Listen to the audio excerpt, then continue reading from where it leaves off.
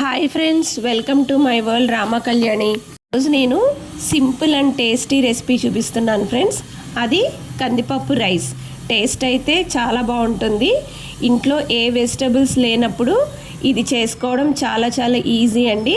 చాలా త్వరగా కూడా అయిపోతుంది. ముందుగా ఈ రెసిపీకి కావాల్సిన ఐటమ్స్ వచ్చి రైస్, కందిపప్పు, ఆనియన్స్, పచ్చిమిర్చి, వెల్లుల్లిపాయలు అండ్ కొత్తిమీర.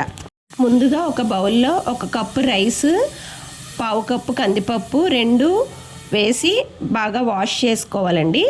వాష్ చేసుకున్న తర్వాత 1 కప్పు రైస్కి 2.5 కప్స్ వాటర్ వేసుకుని నానబెట్టాలి. కందిపప్పు క్వాంటిటీకి వాటర్ అసలు యాడ్ చేయకూడదండి.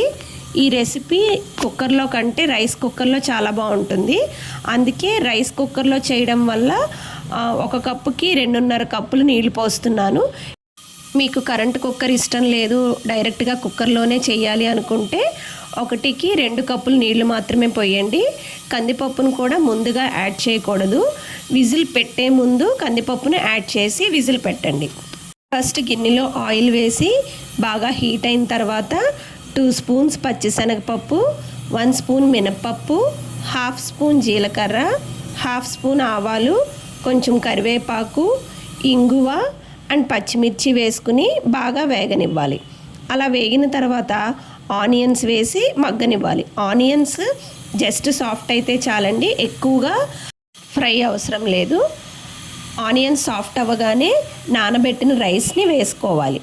వాటర్ని సెపరేట్ చేసి ఓన్లీ రైస్ మాత్రమే వేయండి. ముందుగా ఈ కందిపప్పు రైస్కి మంచి టేస్ట్ ఇచ్చేది వెల్లుల్లిపాయలండి. ఈ వెల్లుల్లిపాయలను పొట్టు తీసి చిన్న ముక్కలు కట్ చేసి వేయాలి.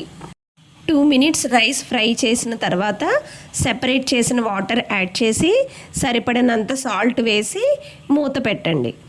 కుక్ అయిన తర్వాత మూత ఓపెన్ చేసి 2 స్పూన్స్ నెయ్యి, కొంచెం కొత్తిమీర వేసి ఒకసారి కలబెట్టి 10 మినిట్స్ అలా వదిలేయండి. అంతే, కందిపప్పు రైస్ రెడీ అయిపోయింది. చాలా చాలా easy, quick and tasty rice అండి.